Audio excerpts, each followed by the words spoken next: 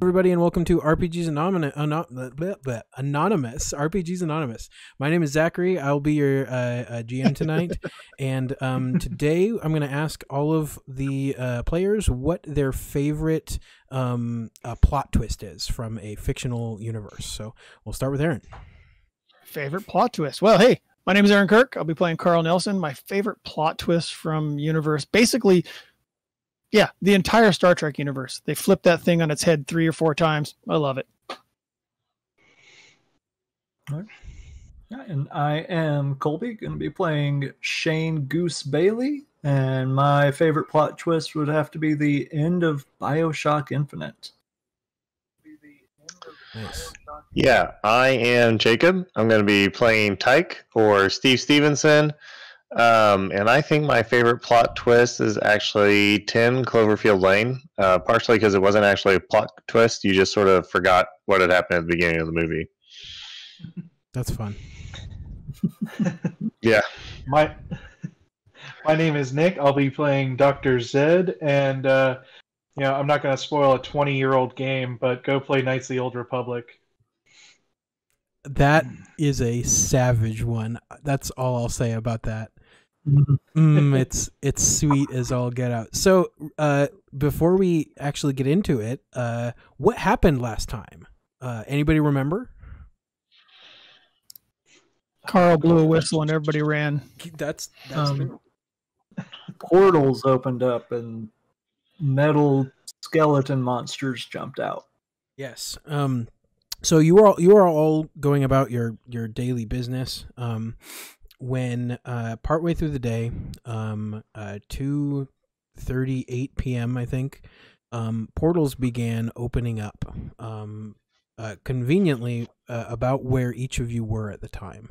These shimmering like heat wave patterns in the air.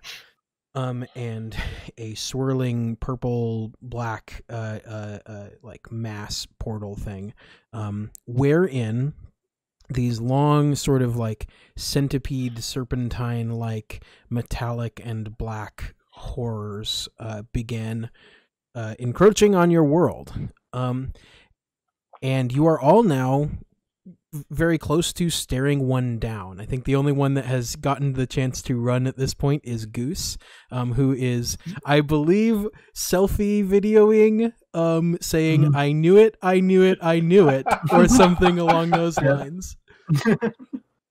So real quick, before we do anything, I would like everybody to roll me a vigilance check for initiative. Vigilance. Right. I have to look at my paperwork. Yep. And that's a will. Oh, crap. Okay, well. Game on. Someone's going to have to just completely explain to me how this works. That's totally all right. So somebody remind me what vigilance is based off of. It's based on willpower, right? Willpower. Yep. Willpower. So you'll take a number of green dice equal to your willpower. All right. And then if you have any ranks in the vigilance skill, which I don't think very many people do here, you will upgrade a number of those green die into yellow die. Okay. And then you just roll it. Yep, and then you just roll it. No. Yeah, because this is for initiative. There is no opposed roll. I'm just going to also roll for the... Ooh, and I have a really cool desk that makes sound. Oh, yeah. Oh, yeah. God. Oh, that is magic for me. Okay. Woo! Let's, here we go. We're going to go...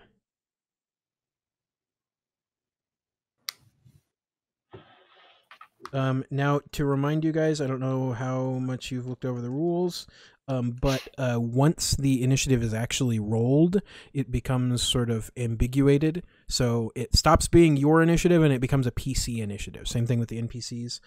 So starting again from Aaron, let's get your initiative. I have 2 successes and 1 advantage. Okay, excellent. Colby. 1 success and 5 advantage.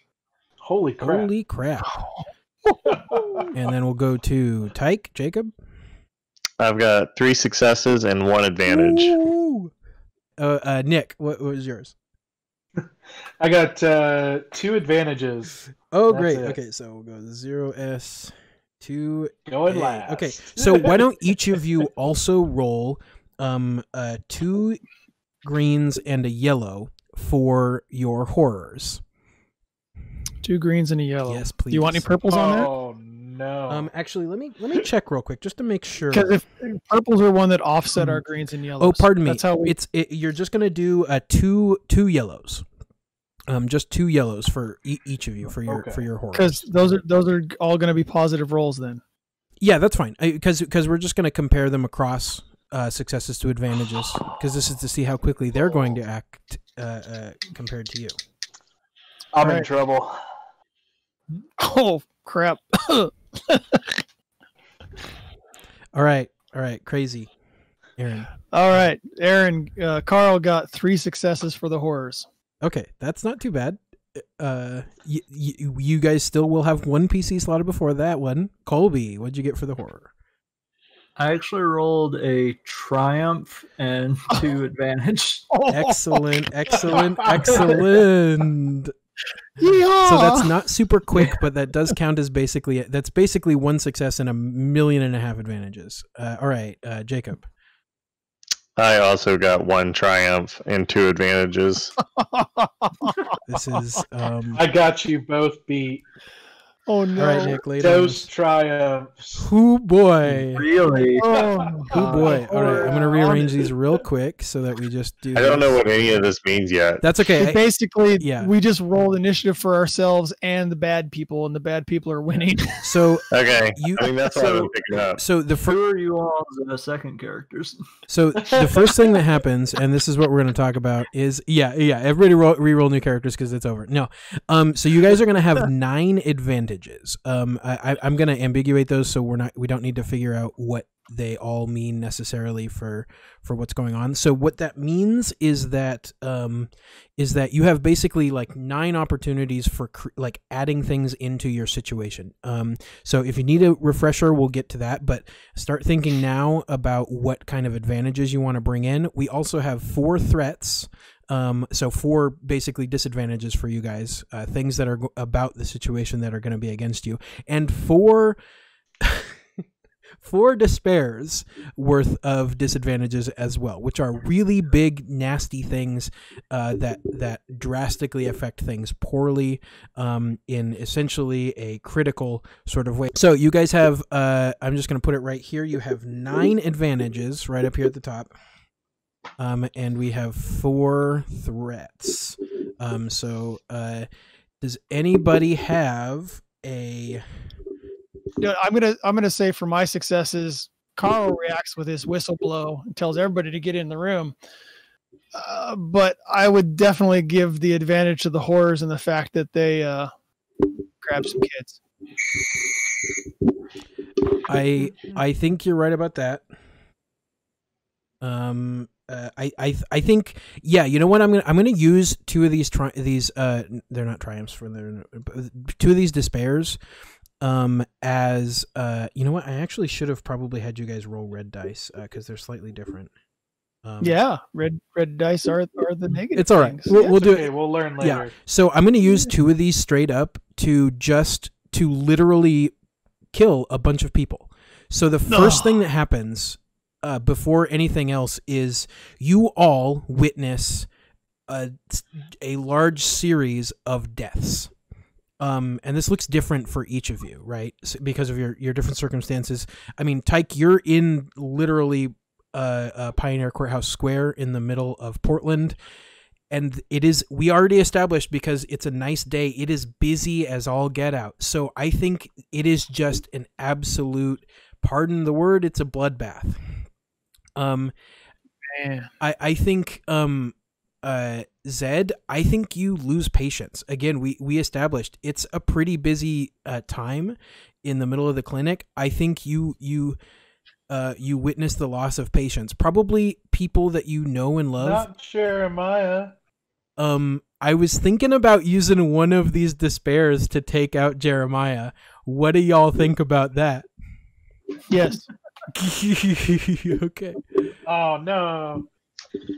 Look, you can veto that. It's okay. If you do veto that, I'm okay. Zed is going to take that personally. You know what? That might be. No, it's okay, but Zed is going to take it personal. All right. There we go. The first thing that happens, and I think you, because you're treating him right now. I'm sewing up his leg from a dog bite. Yeah, from a dog bite. And I think just before you can even comprehend, you just see wide-eyed fear on his face, more so even than you have you've seen before. I mean, you've seen fear on this man's face many times because he has some mental health problems that cause him to see things often, and it has been difficult. But you see him afraid for his life in a way you've never seen, and then you see a 2.5 foot long scythe-like appendage sticking into the back of the chair behind him through his chest. That's a full despair for sure. Goose, I think you probably do not have YouTubeable footage from your selfie cam because of, I mean, this thing already burst out of the building. So I think what even more, after you get out of the building, because you're duck and running, you basically capture this building's collapse behind you into the street, and it's just it's a total massacre. And worst of all, Carl, you're just a little bit slow to react. Carl watches kids die and can think of nothing else but getting everybody else out of the way. Those guys are gone. Yep. I think probably you realize for a moment that there might have been a little bit more care in you for these kids than you thought. I mean, if it wasn't a sunny Wednesday, it would have been great if I could have reacted faster, but these kids are kids. Yeah. They got a whole life. Yeah, I mean, now it's time to save the rest. It could have been you instead, a 40-year-old man. So let me finish out these initiatives, and then we'll get to the actual rest of that. You guys have 9 advantages. There's still one despair and 4 threats. I'm going to change this to a big D. Let's see. Next is a PC. 1, 2, 3, 4, 5, 6. I want to see Tycho's tablecloth get destroyed.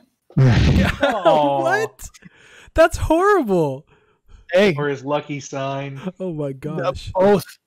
Oh yeah, the lucky sign is definitely going down. That's what's going to provoke my powers. Okay, I like that. I think. I mean, if it's your lucky sign, I'm using this despair. That is something I'm not going to choose. That is something that is only up to you. If you are, again, I'm leaving it totally up to you whether that sign is gone, but that is definitely worth a despair. Yeah, I think the sign can go. I've been having I think if I had been having a good day and the sign had gone, I'd been like, okay, I can make another sign. But this just been the worst day, and then there's this crazy monster thing coming out of a vortex, and then the lucky sign just gets ripped up. Some poor passerby gets stabbed and falls all over it, and now it's all bloody too. Right? Like a bunch of people died. Yeah, a bunch of people died. Blood on the sign, baby. I think I have everything. Camera pans out, blood splatters on the sign. The sign is then destroyed. That's epic. So that's the despairs going. We have in order. I'm just gonna tell you guys this. I'll get this shared up onto the screen at some point. But we have PC, NPC, NPC, PC, NPC, PC, NPC, PC. So you guys are pretty back and forth. That's how it's gonna go. You guys are gonna decide slot by slot which PC goes, and I'm probably just gonna take the slot right after you to respond with the horror in front of you. So let's talk about these advantages and these threats.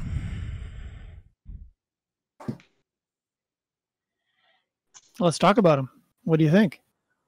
Yeah, I think I'm in downtown Portland, so I think with the advantages, I'd like to use whatever I need to have a police officer be driving by as this is happening. Ooh, that's good. And driving by my office building, and stop to see what's going on. I think let's use 2 advantages for this for sure. Also, I'm covering up some people's faces, but let's use 2 advantages for this, and let's call it somebody that you know also. Oh, you know the officer. Yeah, you know the officer. So it's somebody that probably it's some guy that has probably come by regularly. You probably know him. Maybe he brings you coffee every once in a while. And he's a relatively competent police officer. Which veteran force member who checks up on the young doctor. Yeah, exactly. So yeah, he's been around a while. Okay, so we're gonna do that. Friendly policeman. Mana. Okay. I'm gonna use 2 for that. That's definitely gonna help out. What else? What do we got? Keep in mind we can bank some of these if you want to use them during the actual combat. That's all right as well. But yeah.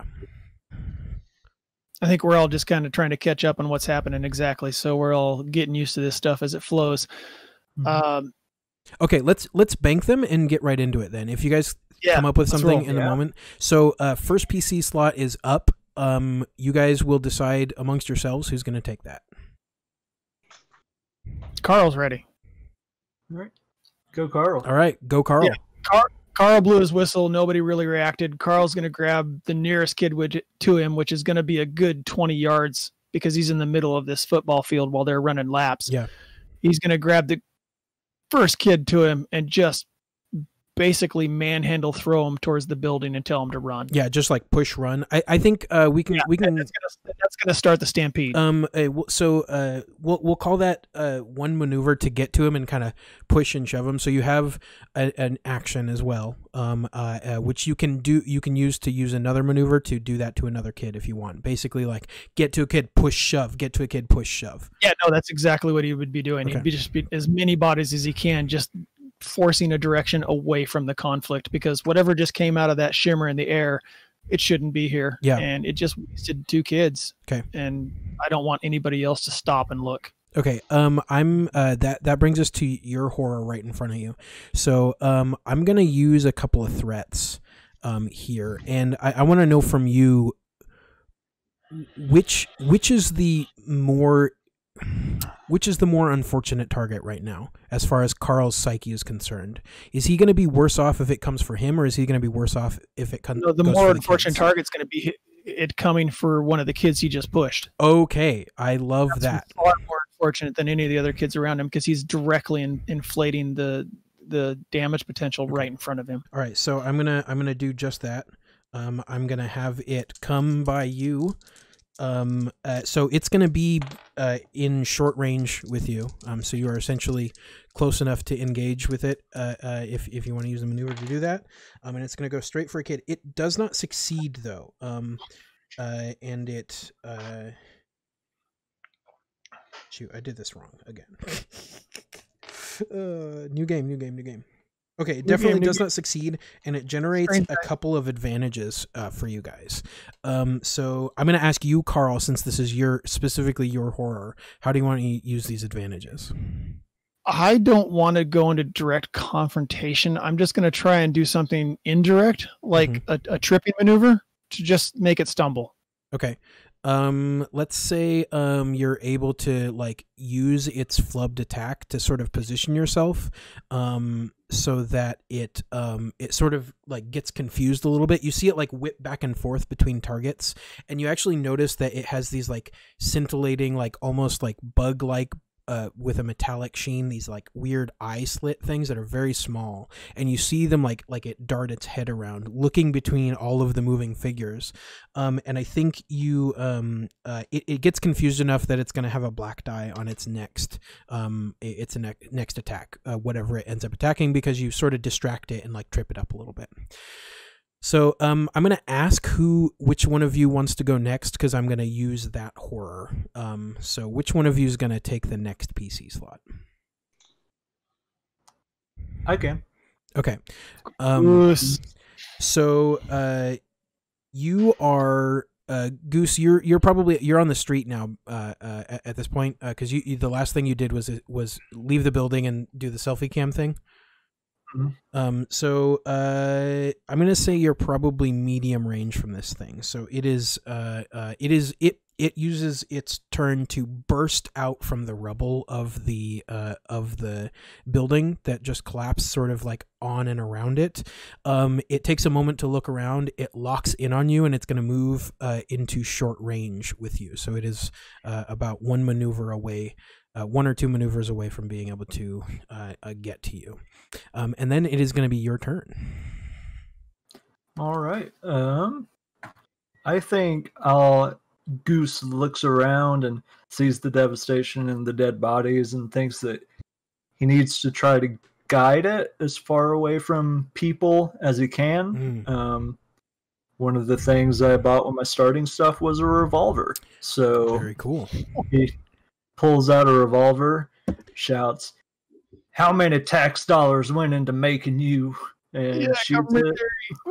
So I want to ask real quick before you make this roll, what kind of a time did Goose have when he was deployed, when he was an active military person?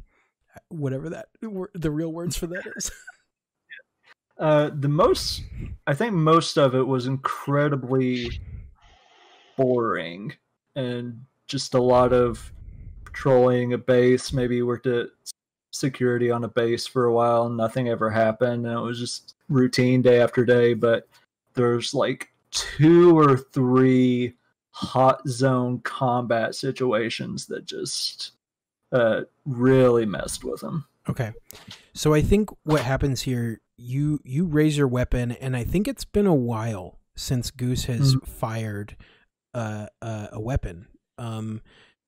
Maybe he's been used to whatever, but I think it's been long enough that very suddenly the destruction of the building, the carnage around you, and the weapon in front of you, it just makes you hesitate for a moment, sort of like have that nervous moment. So I'm going to go ahead and roll your attack. I have a strong feeling that that's definitely a flashback to when he's holding an automatic and not a revolver. That's kind of what I'm feeling, like that sort of like automatic, like military officer's pistol, that 45 caliber, and it's not a revolver, and he just has that hesitation because it's not the same gun. Yeah, that makes a lot of sense. This is a gun for now Goose, and you're used to using a gun from then Goose. So I'm going to give you a black die on this shot. But yeah, go ahead and roll. You will have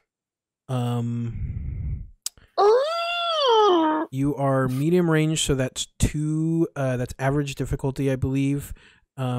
For your revolver, you're going to upgrade that once and add a black die. So it'll be 1 red, 1 purple, and a black die against your ranged thing. And the revolver has a trait of accurate 1. Is that 1 blue die or? Oh, beats the heck out of me. Let's find out. Anybody got it up in front of them? Yeah, the attacker adds 1 blue die to their combat check. Very cool. Okay. Yeah, so you will, in addition to your normal ranged thing, you'll use the blue die as well. Alrighty. And 1 failure, 4 advantages. Very cool. Very cool. So I think that moment of hesitation comes, and this like little weird muscle memory thing happens, and you just like you aim it like you would if you were firing like a series of semi-automatic rounds, but instead you just get a couple of short pops off because it's a revolver. So I think they go pretty wild. One of them like definitely dings directly off of this thing's side.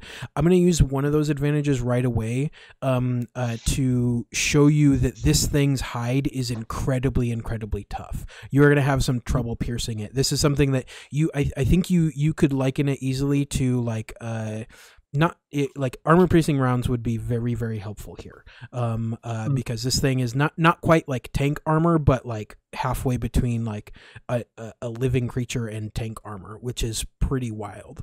And then you have all the rest of those advantages if you would like to use those.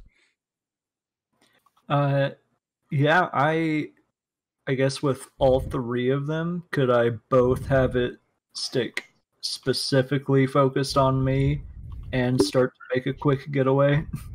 I think you can use 3 of them to take an immediate maneuver. if you wanted to go away. I think you could be pretty confident. Let's be frank. You can be pretty confident that it's going to follow you because there are literally no other moving targets in the area. So I think that's a freebie. And you can use those 3 to make an immediate maneuver. So you can do that, and you can take your free maneuver that you get for the turn. And you can move essentially to a full range band away. So you'll be like medium away from it. It's gonna take some time for it to get to you. Okay. That's what I do. Start booking it. Okay, so who is going to take the next PC slot? I guess I can. We can just keep going with this clockwise thing. Okay, I dig that. So I'm gonna take your horror real quick as well. So let me do this because they're gonna. I think, actually, Tyke, I want you to roll a, let's see. Do you have stealth? Do I have, no. Okay. Roll me an agility check then, I guess. You could actually, you know what? I'll say roll presence, just straight presence. So a number of green die equal to your presence. At 2 difficulty, so 2 purple, upgrade it once. So 1 purple, 1 red. Okay. Let's see what the app tells me happens. 1 despair, 1 success, and 2 advantages. It doesn't, because the despair cancels out the 1 success. Wait, did you say 2 successes? No, despair, success, 2 advantages. Yeah. Okay. So despair essentially counts as. Well, go ahead. I used the app, so it canceled it all out already. Yeah. Okay. Never mind. Okay. Yeah, you're right. Okay. Yeah. So yeah, then it will succeed. So what this is for is essentially how delectable a target you are looking at the moment. I mean, you are literally in the center of this square for the moment, standing behind a big table. So I think what happened is for whatever reason, something in you reacted very hastily, and you are essentially under your table right now. You're like hiding under your table. I think you are at the moment invisible to this thing. At least it's not paying attention. So it's going to take its turn to go, and I would imagine it would be when the dude ran away from the reading, the tablecloth and the sign got knocked over, the table gets knocked over, and he's just surprised. Yeah, I think that's it. I think he spins, he screams, and he runs, and in that moment he steps directly on your sign, and it gets a big rip in the middle, because of course we had that despair from earlier, and then I think he knocks you in the table, or knocks the table into you, so it is like this perfect little bunker for you at the moment. So you are not only can you not see the horrifying things happening behind this, you can hear them, but you can't see them, and it can't see you, and so you are succeeded by a table. That's great. Yeah, so you are less psychologically effective than you might have been before, and it's gonna be your turn. Yeah, thanks, because now I don't think I have to do anything to knock the table over. So what am I going for then? Sorry, this mechanic is all new to me, so I'm just trying to understand this whole success advantage. Yeah, that's okay. We built the story, brother. You have a despair, 2 advantages, and a success. Yeah, at the you do that table in your way. Yeah, at the moment, you have a couple of advantages and a despair that you can play around with. We also have banked, these threats are gone, but we have 7 more advantages for you guys banked. So you can literally think something into existence right now that you'd like it.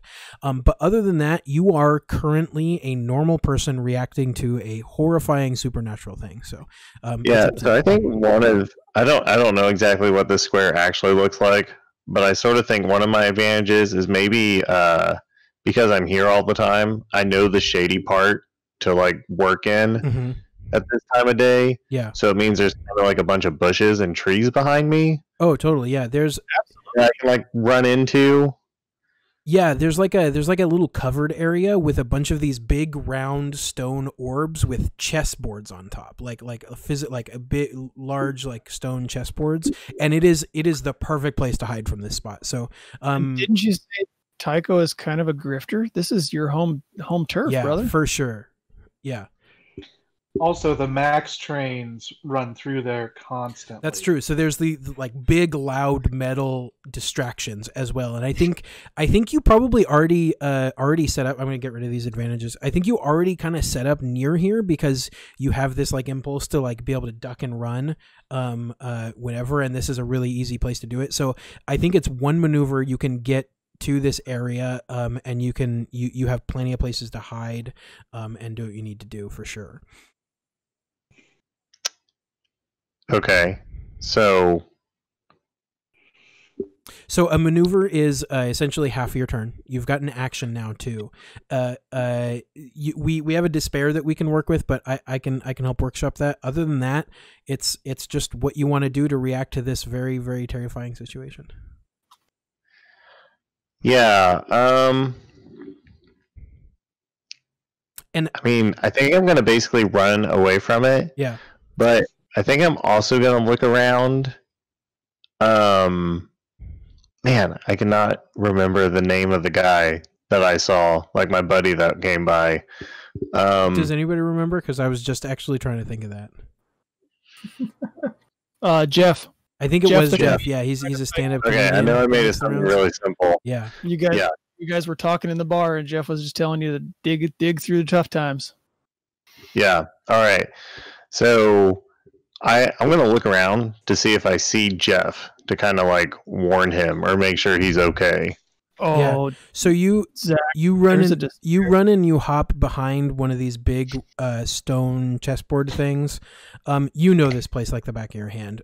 You peer up, you look up, you see your table off lonely in the center, and you're just scanning the crowd for Jeff, and you do find him about at the same moment that the horror does, and a 2.5 foot long scythe-like appendage tears him to pieces. And I think you are just completely in shock. Not even a half hour ago, that man was sharing a cigarette with you and, building you up. And now he is pieces on the pavement. And so I think you're going to be probably in shock for a little bit. Yeah, I'm gonna say I'd like duck down real quickly and kind of turn around and do that like cliche, like kind of like shocked.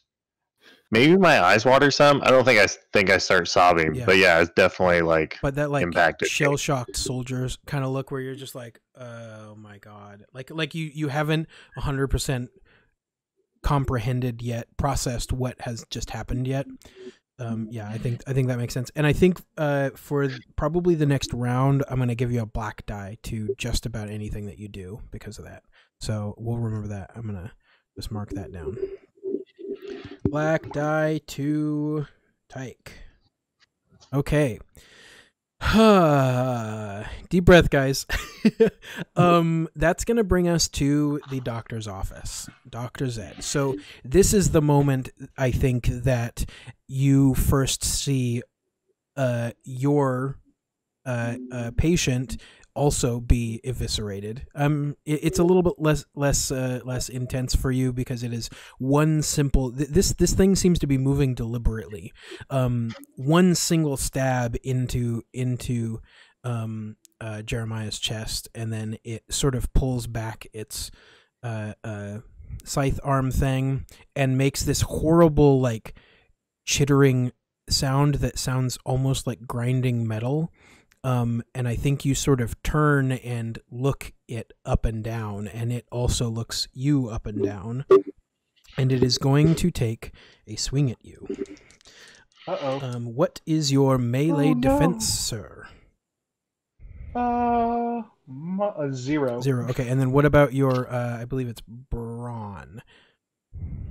3. 3. Very cool. Okay. How am I doing this? Dr. Zed likes to go for a lot of bike rides.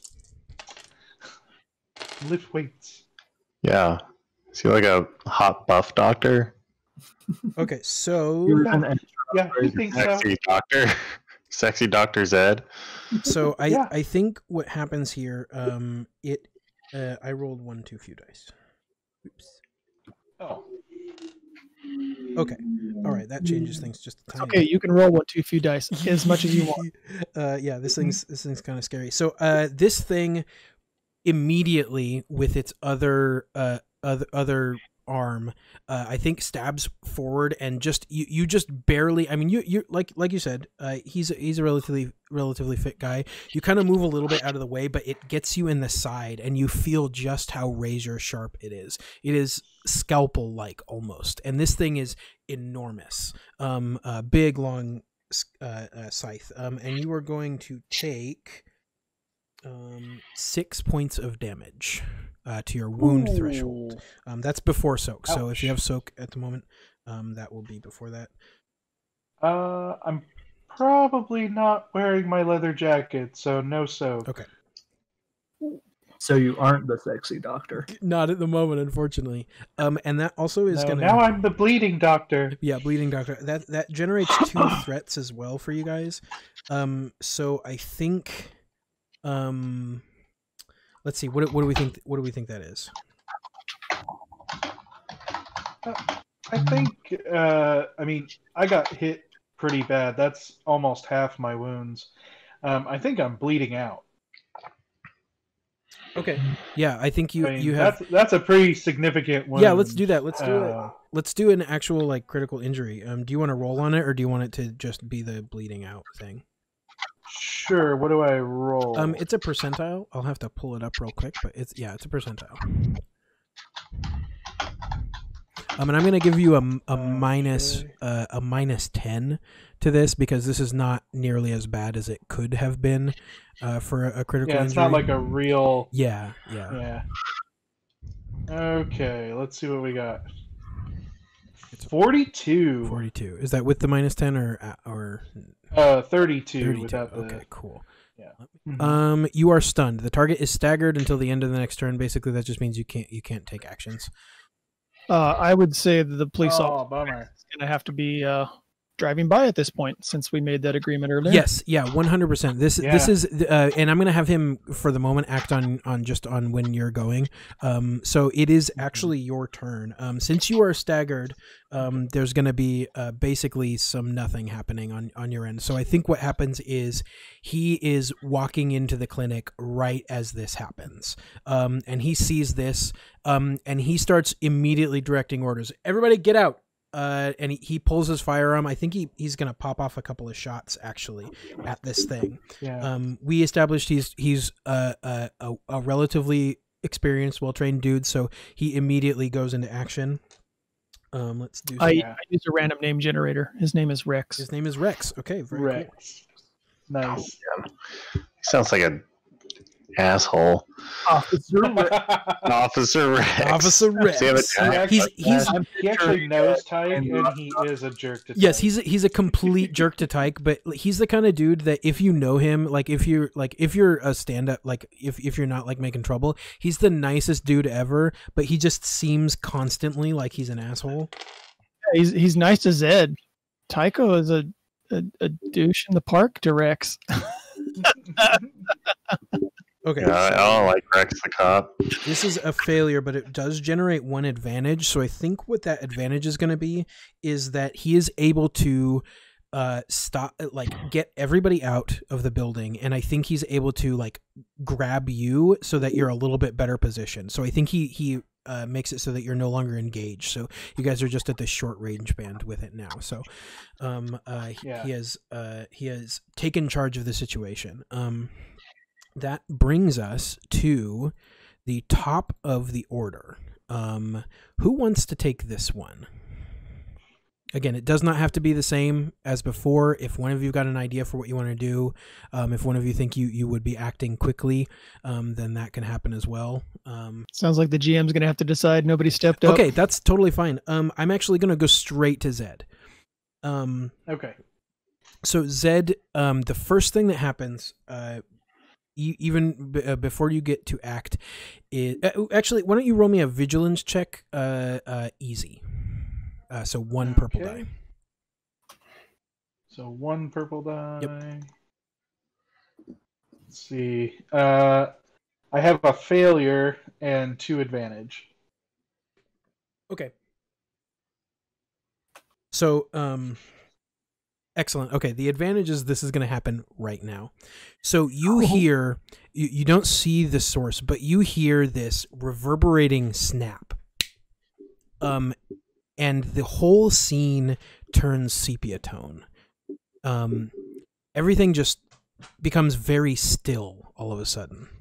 You are bleeding, and it is particularly painful at the moment. And you see the corpse. I hesitate to use that word, but the corpse of Jeremiah sort of shuffles a moment. In fact, you think at first that he's having a seizure until it stands upright. It almost immediately falls back down again, and you see his head like loll a little bit, like it's being like something is trying to move it. And then it lifts itself up a little bit and shudders, and you see this dark mist come out of the corpse of your patient. And it coalesces in front of you into a humanoid shape, a relatively handsome man, sort of, kind of, looking like Jeremiah, in a dark red and black suit. It's phasing in and out just a little bit, so it doesn't seem fully in reality.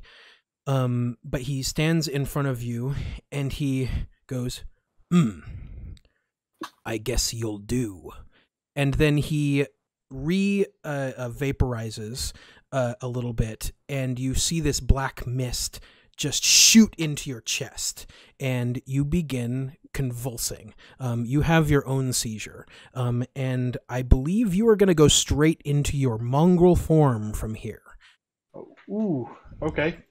And go ahead and take your turn with that. Yeah, so as the mist like rushes in, I imagine it's actually going into the wound and like sealing it off. Yeah, that's really good. Suddenly, like, the body starts to swell up, and like cracks in the skin with red light coming out start to swell, and suddenly like one hand bursts out of the flesh of the human, and now it's a large red claw with talons. His eyes begin to smoke and turn yellow, and like little bits of flame come out. He sprouts these large, dark iron-colored horns, and a red tail kind of comes out as all of the what you would consider to be the human flesh has just kind of burned off and fallen off of him. He's now a foot taller. He's almost 7 feet tall, brawny as hell, which is a good descriptor for Barazel the demon. So in addition to what normally happens, or what would normally happen, I want you to heal 2 wounds as well. Okay. Yeah, and Barazel, seeing a challenger, is going to attack. Okay. Because nothing's as strong as Barazel. At least he thinks so. Yeah, so it'll be against melee with 1 upgrade. So 1 red, 1 purple. Okay. All right, and that's I love that so much. That's Colby, right? That said that? A cigar just appears in his mouth. That's good stuff. So Barazel got 2 successes with his claws. Who boy? So that is brawn. So 4 damage plus 1 for each one. So Yep. So 6. 6 points of damage. Okay, I think how this looks is well, so you've got like claws. Are they like long like almost like long clawy things, or are they just like what you would? Yeah. So Barazel is the Iron Demon, Ooh. and so he kind of has almost like the claws that what's Wolverine's enemy? She has like the long claws. Not Sabretooth. What's the other one? No, it's anyway, he's got these long metal claws that come out, and they're like razor sharp. Can they almost like Freddy Krueger? Can they be kind of like look kind of like cast irony rather than like steel? Yeah, they're kind of rusted a little bit. Yeah, that like burnished dark metal, and maybe they even like have a little like inner heat glowing from them. So I think you just rake these claws against this thing. There is this otherworldly screeching of hell metal on metal as you just rip these big long gashes in this thing, and you see my age, that's Freddy Krueger. Yeah. And you see this like a dark almost slightly purple kind of black substance sort of like ooze out of bits of the wound, and this thing just like screeches and rears up and like centers itself up towards you. You are engaged. Do you have and go ahead. I mean, he's just gonna laugh at it. Come get some. Very good. Very, very good. I love it. I think it is going to do exactly that. Did your melee defense change at all? No, my defense doesn't change. Okay. My soak goes up by 1 though. Oh, cool. That's good. A little more explanation for the folks of what just happened. Dr. Zed just turned into what? Yeah, so Dr. Zed is possessed by a demon named Barazel. And when Dr. Zed goes unconscious, he turns into this thing. We're using the mongrel rules that you can find in the handbook. Basically, he gets buffer. He recovers all of his strain threshold. So his brawn goes up by 1, his agility goes up by 1, and his intellect and willpower are reduced by 1. Beyond that, I think and then he gets the claws. Yeah, let's let the rest of it lie, and we can explore it as we go. I think this thing is gonna. Wait, I think I've got the wrong dice. Gosh dang it! See, even I'm getting used to this. Okay, yeah. All right, here we go. Ooh. Lady Deathstrike apparently is the lady you were looking for. That's the one. Okay, so it full on misses you. But I think but it generated 3 threats. And I think the thing that happens is that it basically like it misses you with these sharp objects, but it barrels into you with the force. And I think Barazel is still not fully used to this new form, and I think you basically get knocked prone. Okay. So that's it'll take a maneuver to stand back up, and you'll have a black die to things until you do. Okay. And then we will move to whoever is going to be next in the PC lineup. We're actually going to have your horror go first, but who's going to go next? I'll go next. Okay. All right. Oh. So, Tyke, I think you're pretty well hidden and in shock. So I think the thing that happens here is you are hearing probably the most horrific thing that you've ever heard in your life. Not only did you just witness your friend's death, but now there are all of the things you can imagine from a massacre happening, like not visibly to you, but it happening audibly. And it is terrifying. And I think there's a moment where this thing like slams a group of people into like a building nearby, and it comes into view, and I think you just are shaking. You're like physically shaking now because it can almost see you. Maybe you like are about to try and scoot a little bit away from the thing, so you're still hiding from it, but you are physically unable to move for like a half of a moment, and you just see it smash into this large skyscraper at the bottom where it's still mostly glass, and you just can feel the rumbling of this thing under strain as it takes out a series of people. What do you do?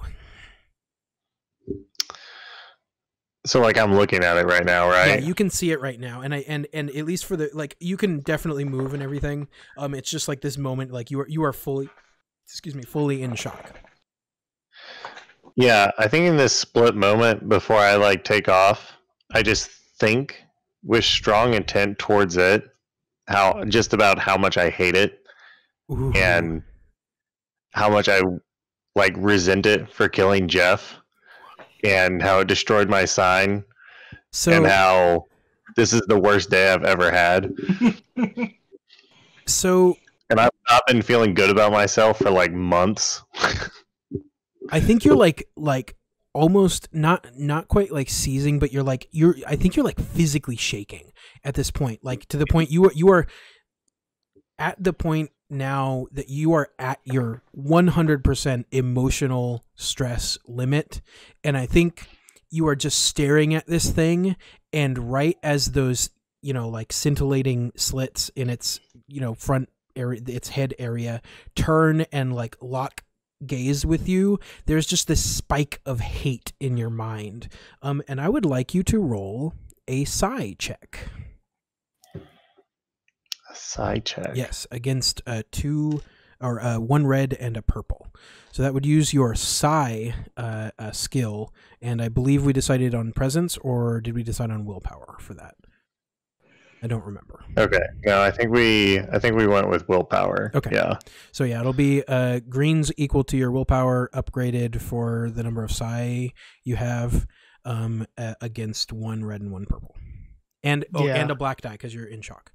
Your hatred radiates from you, but this thing has no outward. Sorry, I'm just confused about am I using a specific one of my skills? Yeah, you should have let me look real quick. But there should be a skill.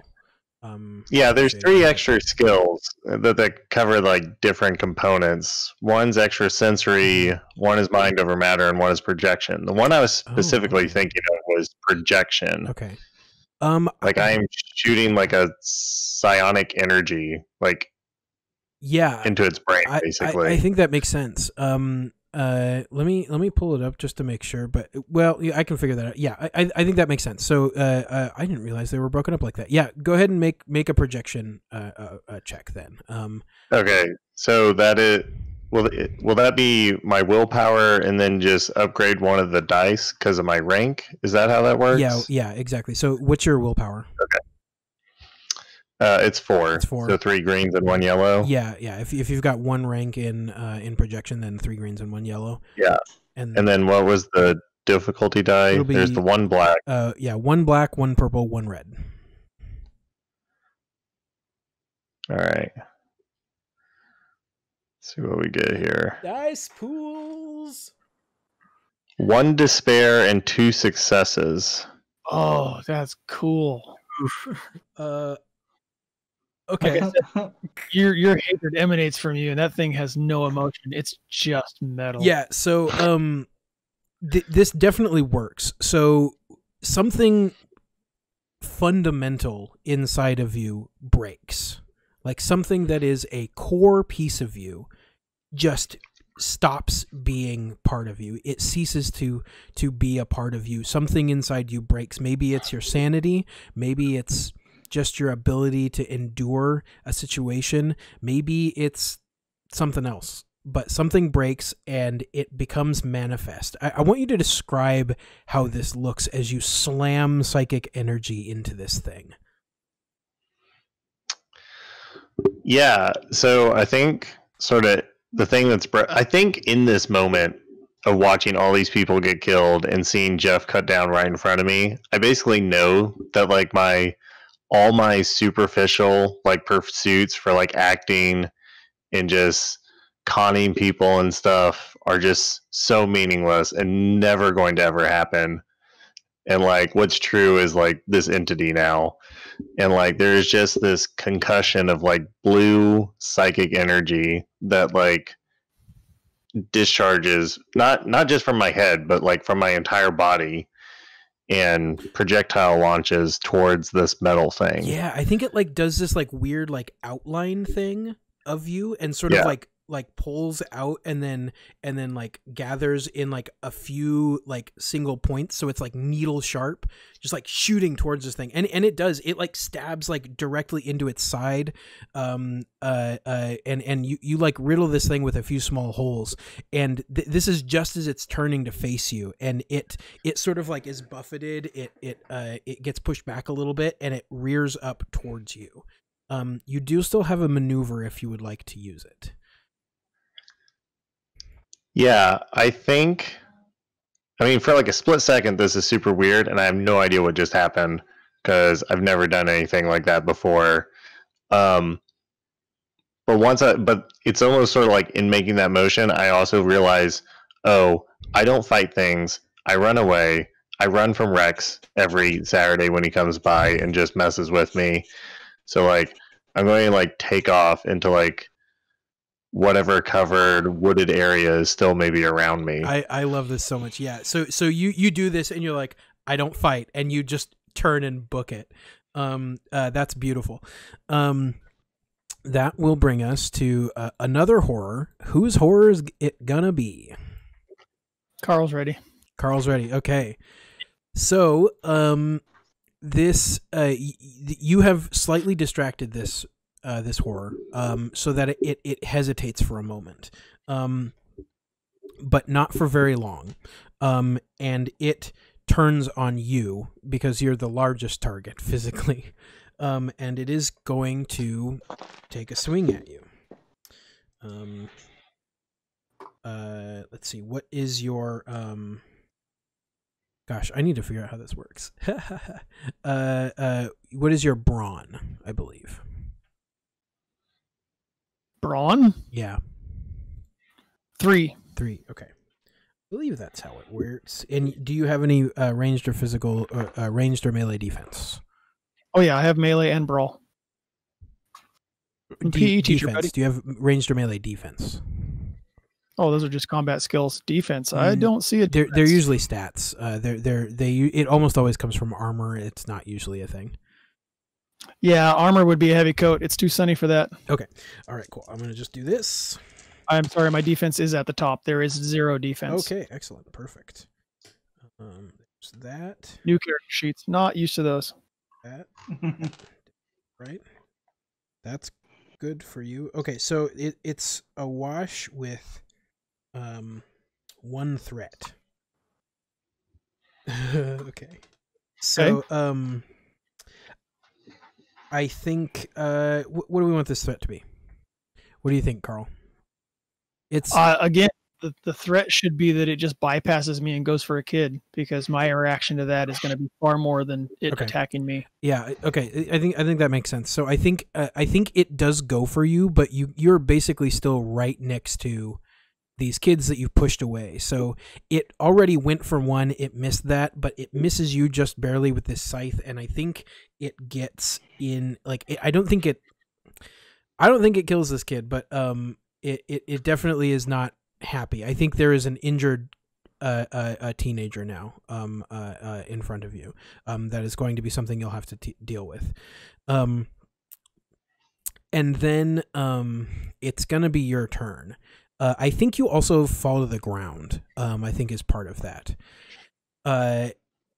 And again, you hear everything stops for a moment. The sound, the chaos, the screams, the maybe even you had your whistle in your mouth and you were blowing it. I think that's a fantastic image. So I think you're like mid blow, the sound just stops suddenly, and everything becomes very quiet and serene, almost idyllic sounding. what you might expect from the sound at the top of a mountain or in the depth of a forest where there isn't very much wildlife. Boy. And you hear the soft, very, very clearly, the only thing in your ears, you hear the soft footsteps of someone approaching. They step way too many times, like a dozen or more times. It feels like an eternity as you are just laying there, almost basically unable to move. And you see in front of you, as they step in front of you, you see a pair of very simple black leather boots with a very ornate robe laying across the rear parts of the boots. What do you do? Do I have the wherewithal to look up? I think you do. At this point, yeah. That's like out of situation. Yeah, you do at this point. You feel your muscles sort of like catch up to whatever's going on, and you're able to react. Yeah, definitely just look up at the entity that just approached and try and stand. Yeah, your gaze follows up this beautiful, ornate, deep black robe with these bands of yellow and a number of like sash garments and stuff like that, hanging beads and the like. You see holding a couple of, to your eyes at least, strange implements at their side, and a staff, a pure white staff that at its midsection curves around into two serpents who are looking into each other's eyes, sort of moving with each other in the air around this sort of like slight white shimmer in the air around them. And there is a person of indiscernible gender standing before you in these ornate robes, looking down at you with this long, very ornately braided and decorated sort of like semi-facial hair looking thing. And they sort of like look at you, and they say in this strangely overbearing, resonant voice, "You may stand." I'll stand. Help the kids. That is what I'm doing, Carl Nelson. Look around you. Yeah. Look around. So you look around and you see that they're all frozen mid-place. They're unmoving. The creature that has been wreaking havoc here is also unmoving. Everything is standing still. You didn't even notice it because you were so confronted with this person, but your whistle, in fact, is still in the spot near the ground where you were blowing it. The cord around your neck broke when you stood up, and it's just floating there in the air with the broken cord splayed. And everything is still, perfectly still, frozen in time. I don't understand what's happening. You are at the moment of reckoning, Carl Nelson.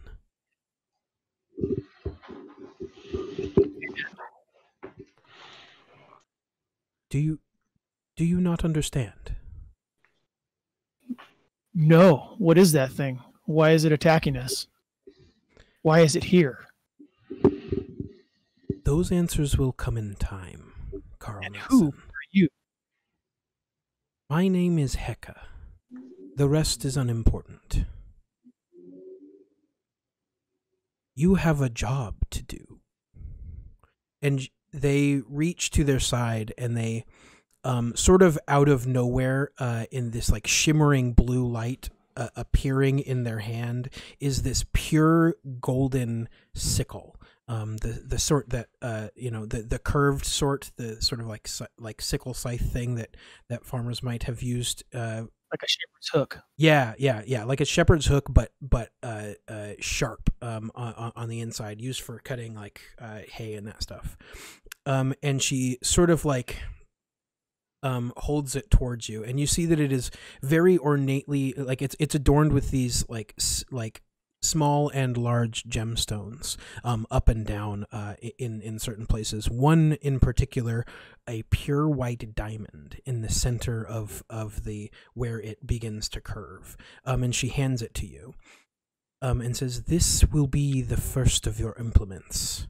You will find the second in a very familiar place." Familiar to who? To you, Carl Nelson. Who else am I talking to? I don't understand. There's just, this isn't, it's not right. You will make it right. And they raise their hand, and with their middle finger, they sort of touch your forehead, and you feel your body shudder and shake, sort of like kind of imperceptibly, like it's like a like almost like a shiver, but it happens everywhere at once in your body, and this blue light, the same that the sickle appeared out of, sort of like flashes across your body in these ripples, and you feel this surge of power inside of you. And they say, "Good luck, Carl Nelson. It has come to you." And they fade into that same shimmering blue light. And what do I do with this thing? Very slowly, as you ask that question, everything around you begins to speed up and catch up into real time. So much so that you have a moment to think about what you are going to do. You feel this power surging in you. You have this sickle in your hand, and it feels somehow very right. Reach out with that hook, grab the goalpost, and slam it onto that creature. Holy crap. What the hell? What is that? Like, reach out, grab that goalpost. How are you doing it with the, like, physically with the hook, or are you like reaching out with this power, or like both? I'm going to use a mixture of the power and the strange dispensation of time and space at this point in time, and just reach out the 30 or 20 yards, grab that goalpost and pull it to me like a tuning fork, and pin that thing to the ground like a freaking Warner Brothers cartoon. I dig the heck out of that. Why don't you, this is the first time you're doing this, so roll me a primal skill check against, we'll call this a relatively easy thing to do, and we'll call it average. But excuse me, I'm going to give you a black die because this is the first time you're doing this. Okay, so relatively simple check, 2 purple dice? Yeah, 2 purple dice. Average is 2 purple dice, yes. Yeah, and a black. And a black, yep. And my primal is 2, so I'm replacing 2 of my greens with 2 yellows. Yep. I think it's... You have what? I have 2 yellows, 1 green, 2 purples, and a black. Yep, that sounds right. Here we go. That's the sound I like to hear, guys. That's a roll. Take me a moment. Welcome to our ASMR. Yes. Dice ASMR. So I have a total of 1 failure, 2 advantages. Okay. Oh, no. So your plan was to pull this thing down on the horror, right? Yes. So I think you don't succeed in like damaging it by doing that, but I think you do pull this thing to you. And you know what I'm going to do? I'm going to say you don't quite get it with enough force to like slam into this thing, but you sort of like take a half second because this is all new to you, and you figure out how you can like use it as a big like weapon, basically. Like sci-fi things often have those like hologram things where they move real stuff, where you're just like moving your hand in real time, or like Avatar style where the dude is in the robot. So you kind of get used to this thing so that you can move your sickle arm to the point where you can move this thing pretty effectively in air, and I think it is a pretty kick-ass weapon. So you will have that available to you. Point that the kids can get away, and I just dislodge this off that kid that got hurt. Yeah, I think that makes sense as well. I think you have effectively, with this, you have made yourself not only the only obvious threat at this point to this thing, but you also have positioned yourself in a way that the kids are going to be safe. Righteous. I think that's you. So I think we're gonna go to Goose's horror at this point. So, Goose, you very effectively moved away from this thing. So it's gonna take its entire turn to try and move towards you. While it's doing that, it is just crunching through the street, slashing at things, and you can see, like using your sort of like. You know how to keep eyes on something while you're also running from it. You can see that it's like appendages are just slicing through the street like nothing. This concrete, the metal, nothing seems to really have much in the way of resistance to this thing. And as it approaches you, like it closes the distance, but you now have time to do what you're going to do to this thing.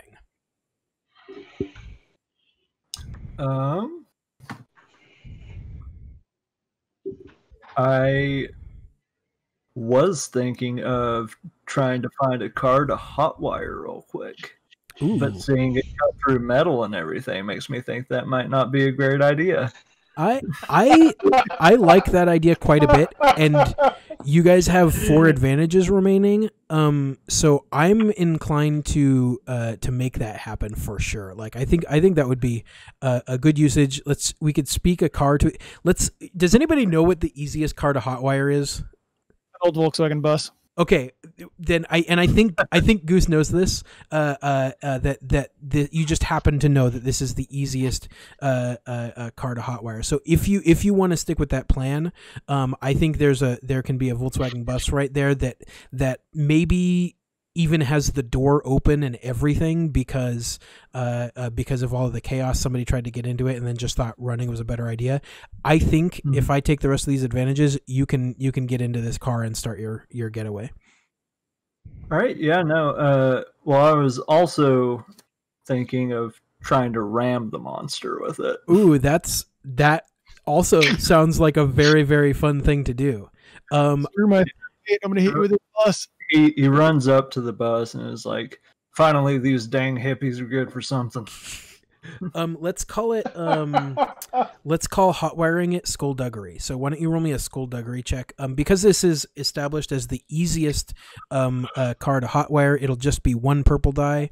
And I think again, you probably know that the reason that you know that this is the easiest one to hotwire is you've done it before. So I'll also give you a blue die because this should not go wrong. I hope so.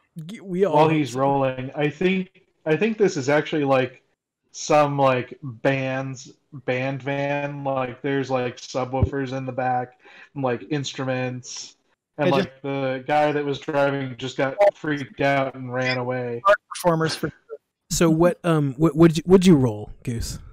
Got 3 successes and an advantage. Okay, very cool. So what is the incredibly loud rock metal something song that plays when this turns on? Like what does it sound like when this happens? I think it butters for a second, and then as soon as it comes on, it actually starts playing "All You Need Is Love" by the Beatles. Yes. I love it so much. That's fantastic. So yeah, it sputters for a minute and then revs on, and then just blaring at it is just unacceptable how loud this is. Nobody in their right mind could listen to music this loud, but for whatever reason it is this loud, and it just begins blaring. You rev up, and I think you do a quick little are you going to ram it or are you going to run away? I'm gonna try to ram. All right, yeah, you do a cool little spin trick, and I think this is literally just a maneuver to drive into the thing. So let's do a driving check for that as well. Piloting or I think it is piloting. Driving is I think piloting's actually aircraft. Yeah, I think piloting is an aircraft.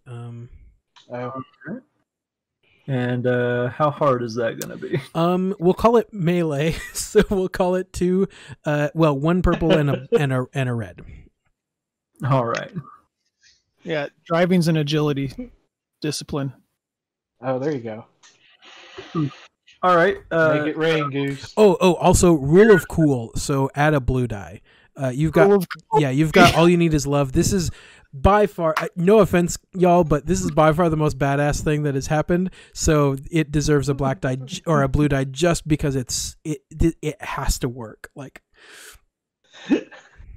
so I got a despair and 2 advantage. That leads to a question. Have we established what story points are and what we were doing with it? Using it yet? That's a real great point.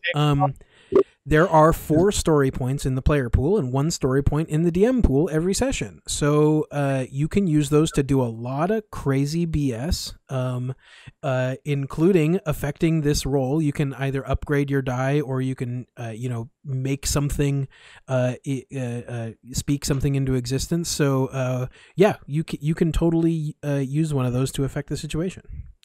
Well, I actually have an ability called Lucky Break. Ooh. Once per session, your character may spend a story point after failing any check to re-roll that check and add 1 blue to the re-roll. Excellent. I think that is fantastic. Go ahead and roll it. So we'll have 2 story points in the DM pool, 3 in the player pool, and you re-roll that check with 2 blue die instead of 1. 1 success, 1 threat. Okay, that is amazing. All right, y'all. Can the threat be that the thing just convertibles that van? I think yes. Okay, the van is totally fully operational, but it has no top. So yes, this is fantastic. And I think it is crunched a little bit as well because you are full on ramming this thing, as well. So let's see, one success. Let's call this 5 damage. So you're gonna do 6 damage to this thing, with a van. Okay, this is very Onward. As it lobs the top off the van, destroying the windows, my eyes go wide and just you hear the click of the lock going on the door. Oh, that's good as hell. And then are you gonna so you have quite a bit of momentum. Are you gonna speed away or are you gonna try and position yourself for the next ram? Thanks, speeding away at that point. Okay, cool. So you speed away towards the city center. That is the end of the second round. So that will bring us right back around to the first PC slot again. And you guys have we're done with the black die on Tyke. You guys have one pooled advantage remaining as well. And Goose bails. Oh no! He successfully got away. He successfully got away. There he is. That was cool. I liked how it just switched you guys randomly. That was real fun. Yeah, that was weird. Robin, what are you posting? Something. I think Carl's gonna pick gosh. that goalpost up again and just swing it again, full swing, baby. Okay, yeah. I really like this. I think again because your advantage, you got used to how this thing swings, so you'll have a blue die. So I think we'll call this primal. Unless you want to call it just melee, I'm okay with that also. I mean, primal's the way to go because I just got this given to me. Okay, and yeah, something way out of the ordinary. This is a high school football goalpost. Yeah, that's swinging around like a wiffle ball bat. Yeah. Okay. Yeah. So go ahead, do that. And what is the defense for the critter? It's melee, so it is. It's normally 2 upgraded once, so 1 red, 1 purple. 1 red, 1 purple. Yep. It's my yellows and green. ASMR for everybody. We are actually pushing time, so this might be the last thing that happens. 1, 2, 3. I have a wash with 2 advantages. A wash with 2 advantages. Okay. My goodness. There we go. Just gonna share this real quick because that's what Robin sent me. Okay, wash with 2 advantages. So this thing sweeps above its head, and I'm going to say probably what that advantage is that you're able to push it so that you are essentially perfectly positioned. You get it prone so that it is it's gonna have a black die to certain things, or it has to stand on its next turn, which is going to be just a second. And I think you essentially get it because of that. It's not going to be able to attack you because it's going to have to use two kids to run. Yeah, perfect. So, and I think that fully gets all of the kids into safety, except for the one that is injured, which you I think you notice because you're probably standing like very near them. You notice that it is not a very bad injury. It's just to like basically it will make it hard for them to run at the moment. So it's like some sort of leg injury, but it is not life threatening in any way. So we'll move on to it. It stands and it will move to you because that is what it can do at the moment. And then we will move on. We will move to the next set. Who's going to be the next PC? I think Dr. Zed's going to stand up, and I mean Barazel. Barazel, okay. All right, so Barazel said, what was it you said? Come at me, essentially? Yeah, come at me, bro. Okay, so I think, again, it's going to do just that very thing, and it is going to attempt to do some nasty, nasty stuff to you. It's going to, in fact, do some nasty, nasty stuff to you. So you will take... Can't do math. Again, 6 points of damage to your wound threshold okay. As it slices towards you. And I think it you can also tell that this thing is relatively intelligent at this point, because it goes for your weak side. And again, Barazel's still not super used to this form. So yeah, you'll take that damage, and then it will be your turn. Yeah, Barazel's gonna stand up because he was prone, so that'll get rid of that black die. And he's just gonna kind of shake it off, bring his hands up like this, and say, "Burn," and snap his fingers and push his hands forward and shoot out a flame, kind of like a flamethrower on this creature. Very, very good. Using Arcana. Yeah, roll me that Arcana. Okay, 2 purple. Let's say 1 actually, because there is in no way, shape, or form. So just 1 red actually, because it upgrades. It is in no way, shape, or form prepared for this. Okay, that's lit. He got 2 successes and 3 advantage. So I don't think spells crit, but that he is going to use those advantages to put the burn property on this guy. Okay, cool. Yeah, what does the burn property do? Is that like ongoing damage? So yeah, it will apply damage at the start of each of its turns, which is the same damage it's about to take. Okay, and until it takes a maneuver to put it out. Okay. What's that? Is the damage you're about to give me, is it bypassing soak? It's a spell. So okay. I don't think it bypasses soak, but it bypasses defense. Okay, that makes sense. Okay, so, yeah. What is that damage? So the burning is +1. So with 2 successes, that's going to be 5 total damage, and he's on fire. Okay, cool. So he'll just take 5 each round until he takes a maneuver to put himself out, which is an average difficulty check. Okay, average difficulty to put himself out. Very cool. All right. Barazel speaks it into existence. He says burn, and it burns. You see this it's sort of like very much like an insect on a hot plate.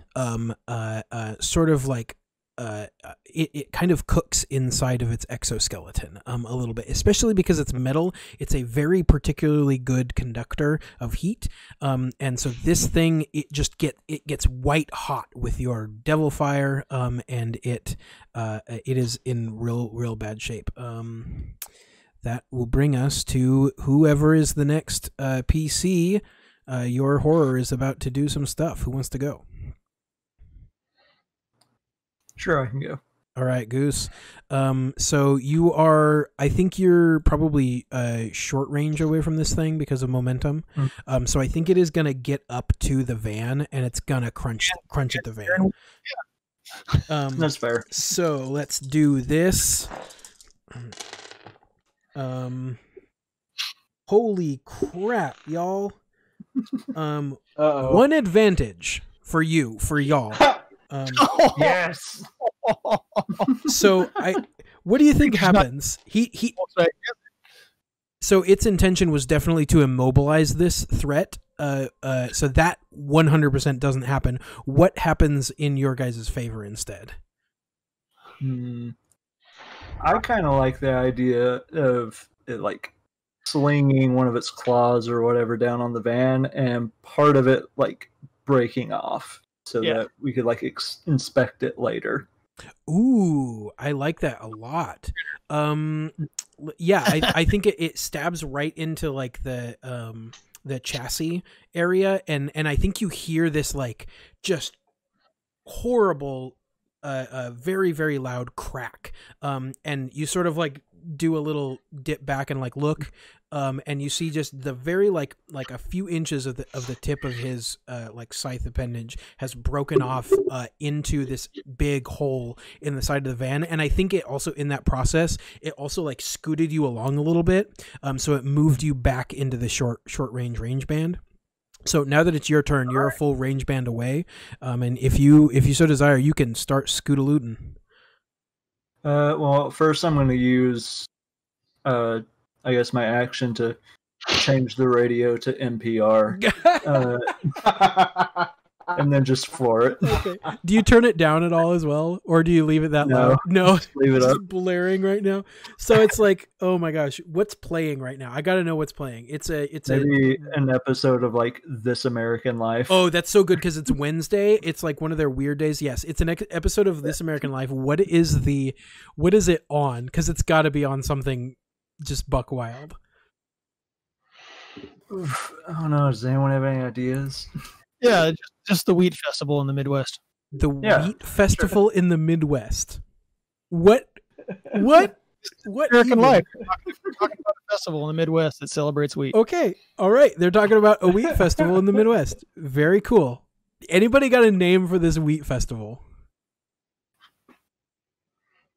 Waves of Grain. Waves of Grain is really good. What about? I like. What about Haymageddon? There you go. All right. Yeah, That Haymageddon. I'm sold on it. Name. Oh, it could be Haystock. I think There you go. Haystock. Haystock. Buddy. Like this? Like Haystock? Is that how that works? Where'd you type it? In the notepad. Look at the center of the screen. Bad. Yeah. What? Like Woodstock, but Haystock. Yeah. Stock was Yeah. Yeah. So it'd be stock. Mm-hmm. Is that how? No, Woodstock is STOCK. So Stock. Yeah, they're different. It's supposed to be like it's kind of like a pun. yeah, That's a mix- exactly. I also like the comment, the capital grains. The capital grains. That's so good. I think. Oh, here's what it is. It's called Haystock, but the Capital Grains are a band, and they're like headlining it. Please tell me they're playing a Beatles cover. They probably are. You know them, or like Iron and Wine or something like that. Who knows? Okay, that was fantastic. What would you like to do with your turn? The rest of us is driving away as fast as we can. Very cool. If you want to take 2 strain, you can get all the way into the long range band. I'll do it. Okay, there you go. You are that thing. Yeah, you are quite far away. Where are you headed? I think I need a drink, so I'm heading to the bar. Okay, very cool. I think that brings us to Tyke. So let's see. This thing just got brain needle stabbed by you. It locked eyes on you. It's at medium range right now, so it can only close to short. If it takes, actually, you know what? It's gonna take a couple of strain, and it's gonna move all the way to engage. So it comes right up on you. To the point that it is like you are sitting here next to this, or you sort of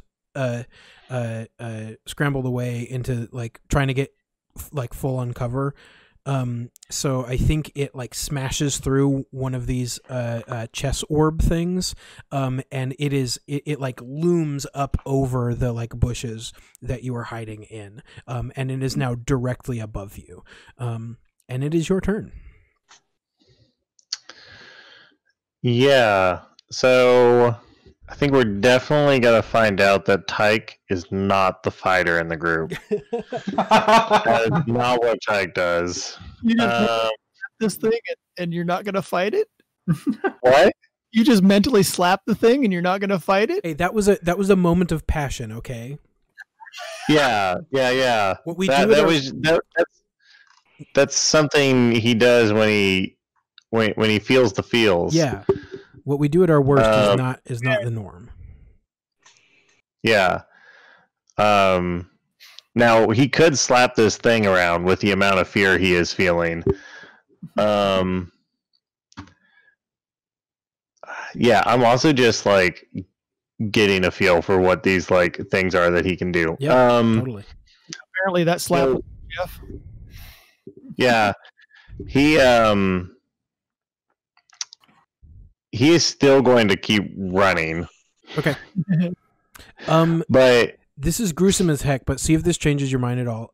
I think stepping right in front of you, like maybe a foot away, one of these appendages like stabs into the ground. You see it sort of like do that like where it stabs in and like the concrete breaks around it a little bit. There's this like hole, and just hanging on part of the back of the appendage where it sort of gets thinner, I think is like Jeff's jacket. Like the thing that is like his signature jacket. And it is like staring you directly in the face. Oh, it's like right in front of me? Yeah. In fact, you could probably reach out and touch it. It is so close.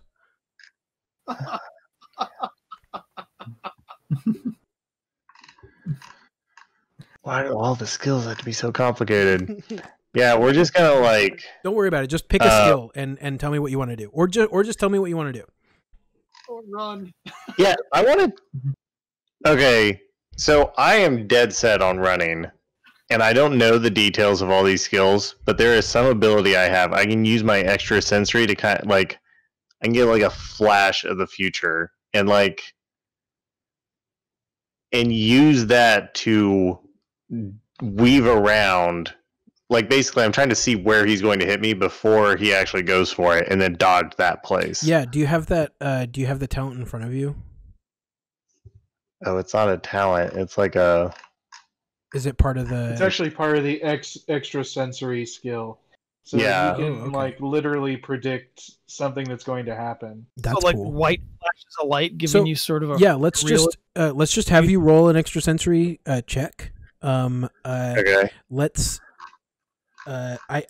let's call it easy, so 1 red because it's upgraded once. And I'm gonna probably retain that black die from you not ever doing this before. So 1 red, 1 black against your extrasensory.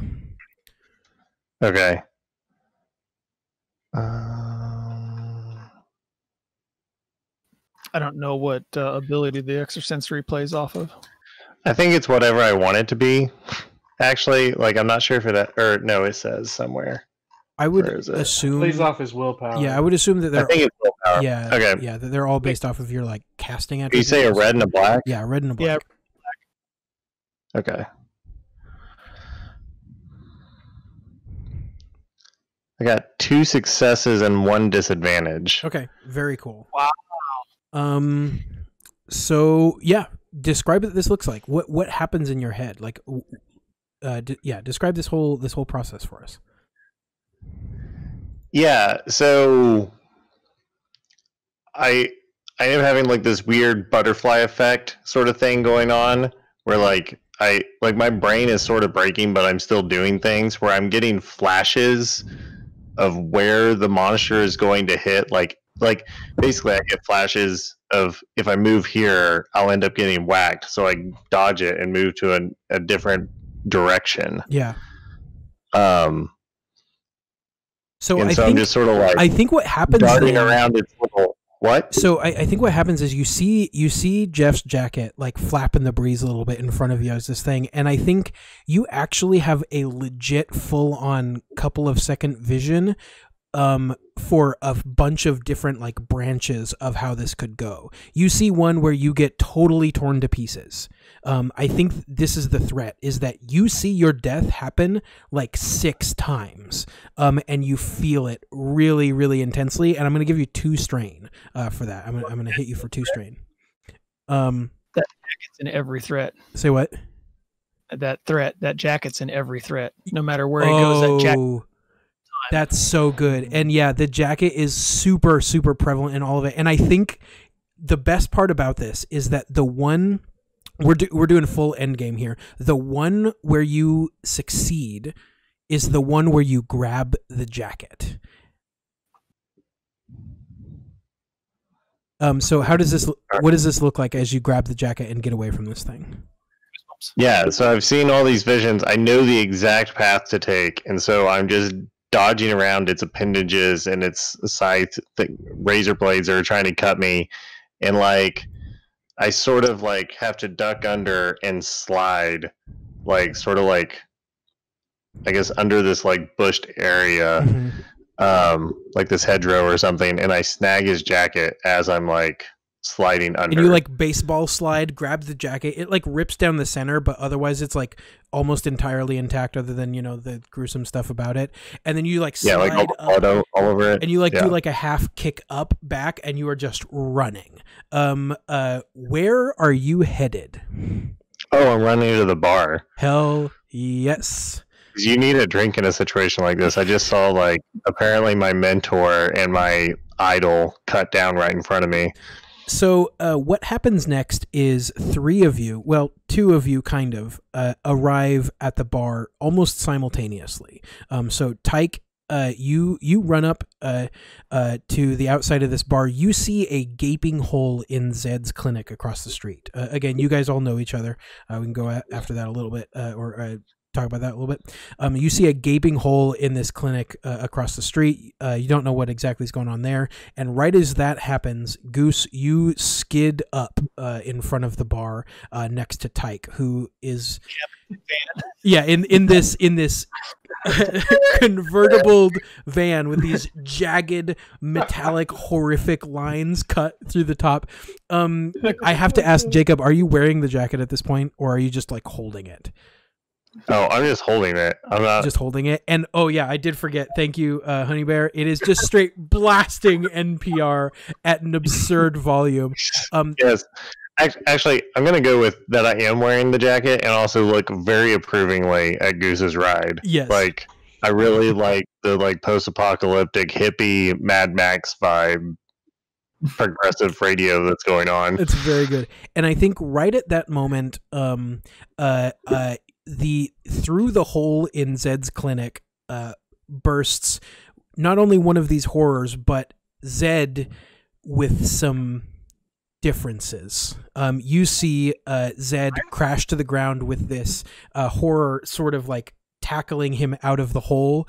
You see him with these horns and tail and red arm going on, and just this giant thing is just on fire as all get out. It is definitely Zed, like it's wearing his lab coat and everything, but it's like torn in places. He's bleeding from the side, and he has this like red tint to his skin.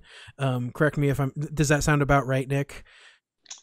Yeah, actually, like his skin is a dull, like rusted iron color. Ooh. But he still has his normal facial features. One thing that's kind of grotesque is his kneecaps have actually reversed direction. Ooh, satyr-like. And so he Ooh. steps, yeah, kind of like a satyr. But yeah, he still has regular human feet, so it's kind of just really gross and grotesque. That's horrifying. And so that happens, and you all see him. You definitely recognize him as Zed, but there's something has gone very, very wrong.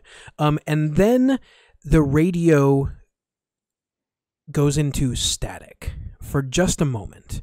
While I try and... What the heck? My thing is not working. Hold on. The radio goes to a really deep static for just a moment. And I smacked the dashboard. Right as you smack the dashboard, you hear a jingle. Do do do do. ISCorp. And then a voice begins talking. Carl, we take just a split look back at Carl. As you are waving this big goalpost over these kids' heads, or this monster's head, as you see the kids running away, and you see over the loudspeaker that comes through the stadium, you hear that same jingle, do do do do, ISCorp, and then you hear a voice coming through. To some of you, it is actually a pretty familiar, in fact, most of you, it's a familiar voice. And I think those of you outside the street, outside of Fitz's clinic, you actually see there's like a screen in the bar right next to you that you can see. And you see this person, the same thing happens, like static closes on that screen and this person comes up on it. And you see a man that you have seen at the bar a number of times. It's a young man wearing an ill-fitting suit with an that just looks like the richest thing you've ever seen. And you've seen this dude in the bar a number of times, late nights, business guy like. And he sort of sits in front on behind a desk, looking towards this camera. And you hear Carl, you hear this over the loudspeaker. You all hear this over the radio and see him doing this on the television. And he like does the whole like paper thing and like lays it down and he clears his throat. He says, "Good afternoon, people of the world. I am Liam Fitzsimmons. But my friends and associates call me Fitz. They don't need to know that. Just get to the point. Anyway, I am a representative of ISCorp America. We are a global. It doesn't matter who we are, really. He sort of looks down and like puts his hand on his forehead, and he takes a second to compose himself. And you see as this happening, this horror sort of like just tears itself into the building next door, into Zed's clinic, just ripping pieces across. And Carl, back at you are like fighting with this horror physically, like just whapping it, and it's getting these swipes at you. We see the three of you are like at this point probably fighting this thing in the moment. We definitely see Barazil just going ham on this thing. And he sort of takes a moment to the person on the screen takes a moment to compose themselves. He says, some of you may already have encountered the horrors that have begun appearing out of nowhere, and the strange changes apparent across the globe. ISCorp is making this broadcast to tell you not to panic. Gunshots happen from Goose's revolver. Your friends are still your friends, the world is still your world, and we, ISCorp, are here to help. We have been aware of this imminent change and have prepared ourselves to assist in the transition. See now footage of an ISCorp team neutralizing a horror in a controlled environment. And as you guys... Why won't you die? As you guys are actively... Zed says this and just like lands a giant clawed fist into the side of this thing. As you guys are dealing with this, you see pop up on the screen. Maybe we're seeing this from Tyke's eyes because...